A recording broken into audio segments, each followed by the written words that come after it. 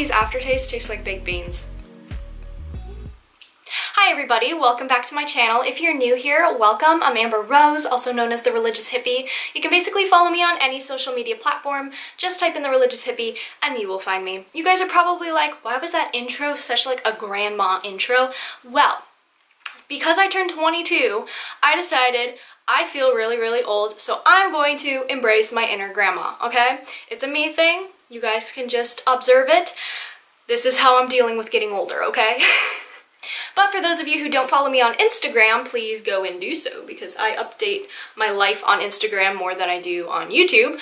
But if you guys saw on Instagram, you guys know that I got my prayer nook up and running finally. This is a rocking chair from when I was a baby and I decided to bring it upstairs for my prayer nook. I mean, I love rocking. It's very calming to me. And so having it in my prayer nook is just like that much better. I really want to put Catholic art behind me and everything. And I should probably show you guys the top of my, I don't know if you guys can see it because of my ring light, but see, I have some art up there too. And yeah, that's basically my little prayer nook. So that's your little update. And now we're gonna actually talk about the video that I decided to film today. So today's video is basically 5 things that I think Catholics should do more of. I see a lot of videos, and I might do one myself, of like 5 things, 10 things, 20 things Catholics should stop doing or Christians should stop doing. And I think that kind of casts a very negative mindset for Catholics, Christians, non-Christians, etc. alike. And so I really want to start off with a positive mindset and do things that I think Catholics should do more instead of do less of. So without further delay, let's get into the video. Now I want you guys to keep in mind, little disclaimer here, that these are my own personal opinions. These are based off my own personal experience. You guys could have experienced something completely different where you're at. I think it depends on where you live, who you associate with, etc. So these are my own personal opinions, just keep that in mind. And also, some of these might not even apply to you. You might actually already be doing all, if not most of these things, and that is amazing. But again, these are my personal opinions, personal things that I've experienced and I've seen in my Catholic community where I live that I think, excuse me, that I think would be beneficial if we worked on them together. So that's just a little disclaimer, and yeah, okay. So the first one on our list today is memorizing scripture. Now I've had non-Catholics, and even some Catholics actually, left and right tell me that Catholics do not read their Bibles. Like, I'm sorry, Patricia, are you in my closet? Do you know what goes on in my room? Do you know my prayer routine? No. That being said, do not assume if somebody is reading their Bible or not, because truly you do not know what goes on in their everyday prayer life unless they specifically tell you, like, hey, I don't read my Bible. Like, then that's something you can be like, oh, okay, now I know for sure you don't read you can't just assume that Catholics as a whole do not read their Bibles. So just don't assume, okay? If they tell you flat out, then great, but if not, don't assume that people don't read their Bibles. As Catholics, we actually go through the entire Bible every 3 years. So if you go to daily Mass, which we'll get to later, then you are actually going through the entire Bible every 3 years, which I think is really cool. Instead of just picking different scriptures throughout like the day, we actually have a liturgical schedule. Now, I think this idea that Catholics don't read their Bibles stems from the fact that constantly Protestants drill Bible verses into their kids and into themselves, which is great. Okay, that's really great. But then when you go to a Catholic and you ask them like, hey, what's John this, you know, and they're just like, they don't know it.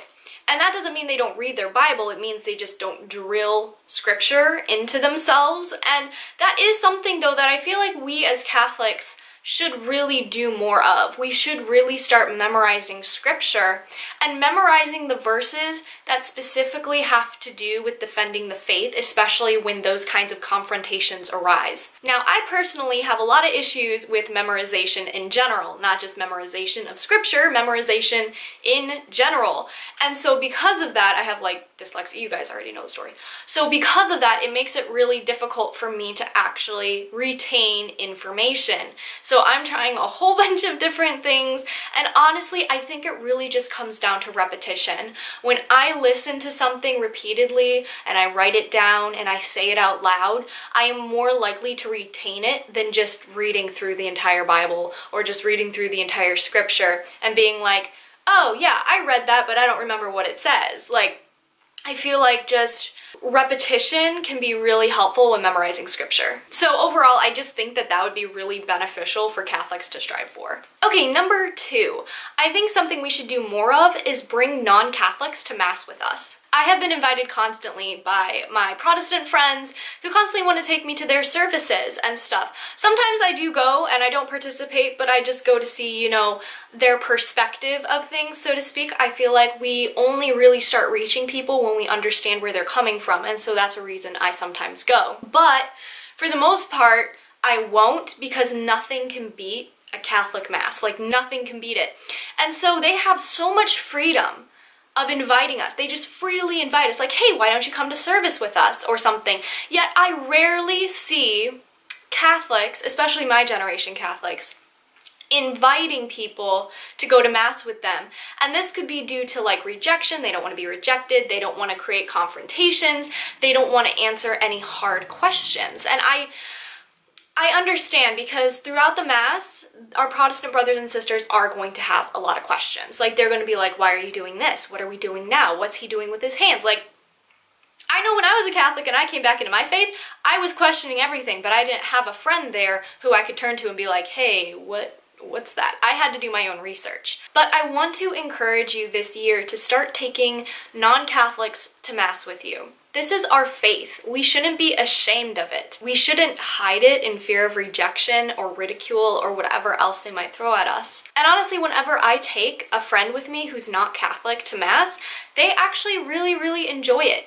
And even though they might have some questions, I've done enough research and I'm confident enough that I know I can answer any question they have on the Catholic Mass. And also, if you don't know something, tell them you don't know. Like, hey, I don't know that right now, but I'll send you a text later when I've done a little bit more research. Like, it's as simple as that. Don't say something and not truly know that that's rooted in Catholicism. Because what we say and what we respond to their questions with could dictate whether there's more heresies spread or misconceptions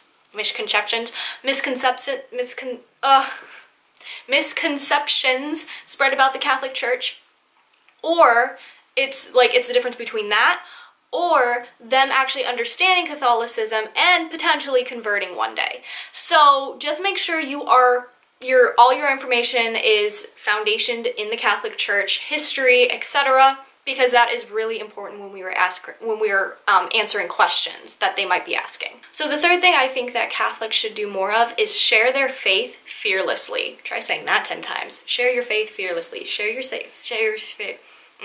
No. So as you guys know, when I came back into my faith, I had a really hard time with the negative connotation that the word Catholic had on the world.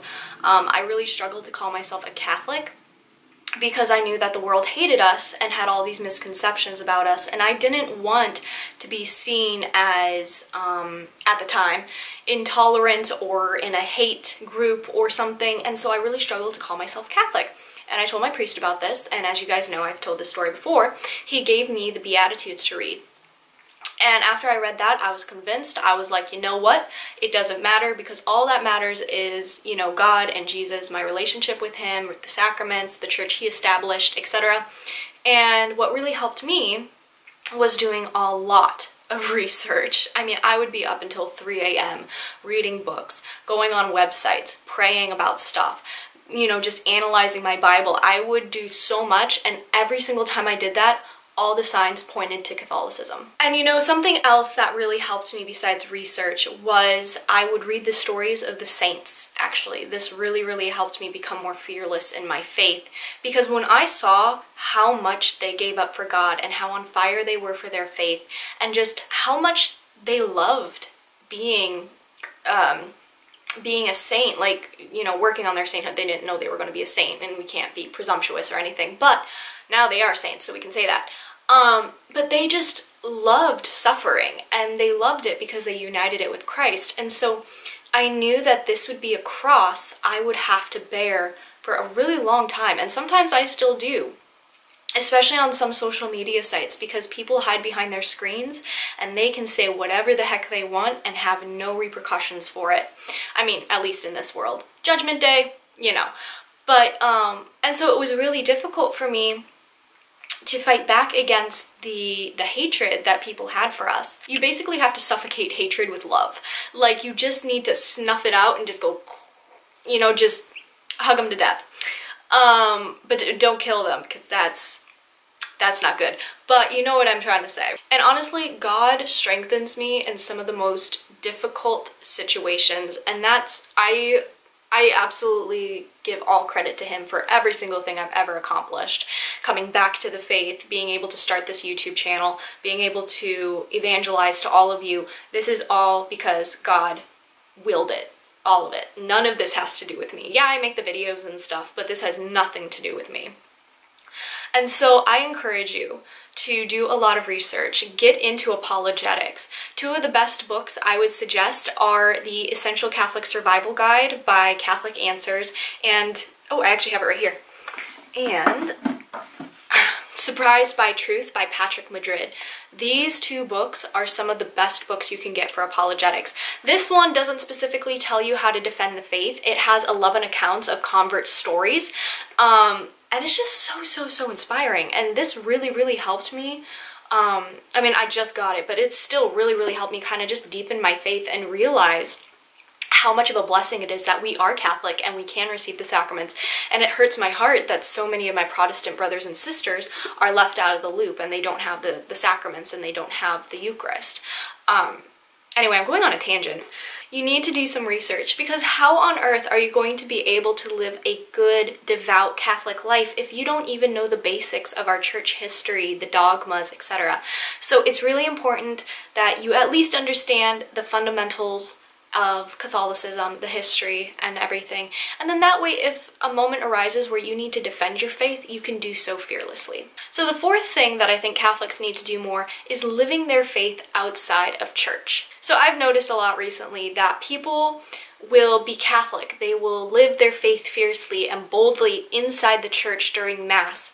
But then as soon as they come outside of church and they go home, they kind of fall back into this regular routine and they don't really give themselves opportunity. They might pray the rosary and stuff like that, but they're not living their faith boldly outside of the church. In other words, they're not defending it when needed against maybe friends or family or something, and they don't really have much Catholic decor in their house besides maybe a rosary or maybe a painting of the Divine Mercy, something like that. But I want to encourage you guys to live your faith boldly and fearlessly, because that is how we convert people, is when we show them the love of God through our words and our actions. Actions are a huge part. You know that saying, do as I say, not as I do? Well, guess what? That's complete crapola. We learn by action. So if we truly want to start converting souls, we really need to show through our actions and stuff that we are devoutly Catholic and we have that relationship with Christ and the sacraments, etc.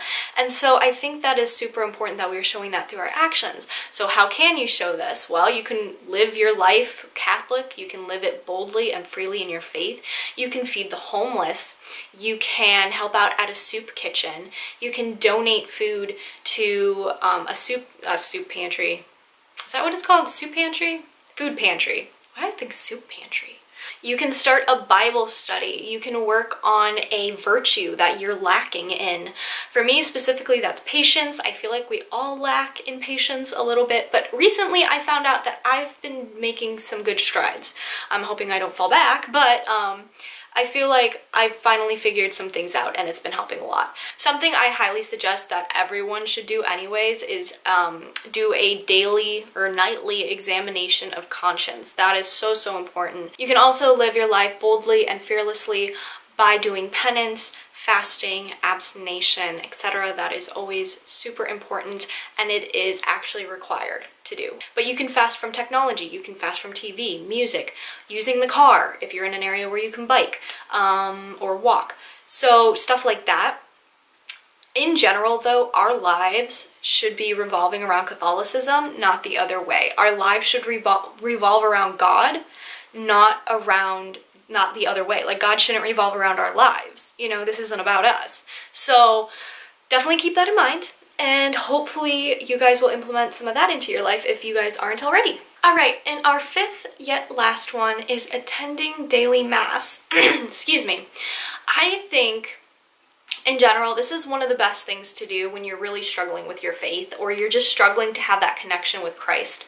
Just being there with him, truly present in the sacrament, and receiving him after going to confession if you have mortal sins, is just so beneficial. There are so many graces that come when we go to Mass and we participate in Mass and we attend. And so how much more amazing would it be to do that daily and not just weekly? I think it's easy for us to kind of get into a routine and just go to Mass on Sundays and just fulfill our obligation, then go home, you know. But switching it up and going daily, I think, is really helpful. I always try to use the terminology, you act like the people you surround yourself with. So why not spend more time with Jesus and try to model your life after him as best as you can? Receiving him daily in the sacrament is one of the best ways to do so. And I attempted to do daily mass last year, if you guys remember. It was a long time ago on my TikTok, but I attempted to do daily mass, and then COVID hit and everything got shut down, including churches, which is ridiculous. That never should have happened. Churches never should have closed. They're a sanctuary for so many people. And that never should have happened. Which actually reminds me, please, please keep Ireland in your prayers, as it is actually illegal for them to celebrate Mass. Ridiculous. Honestly, I am appalled by a lot of our leadership most days. And this is why I pray so very hard for them. We need to constantly be praying, especially for the people in leadership positions, whether it's in the Catholic Church or in politics. We need to constantly be praying for their conversion or reversion in some cases. And I know I'm kind of going off of a tangent on what I was originally talking about, but it's fine. It's fine. It's kind of just what I do. My friend Gabe says that, like, he sees it and he's like, Amber, get back to the point. And I'm just like, no. It's all good. I'm sure you guys enjoy my little tangents. Anyways, what are 5 things you guys think Catholics should do more of? Just let me know in the comments below, and I will see you guys in the next video. Bye!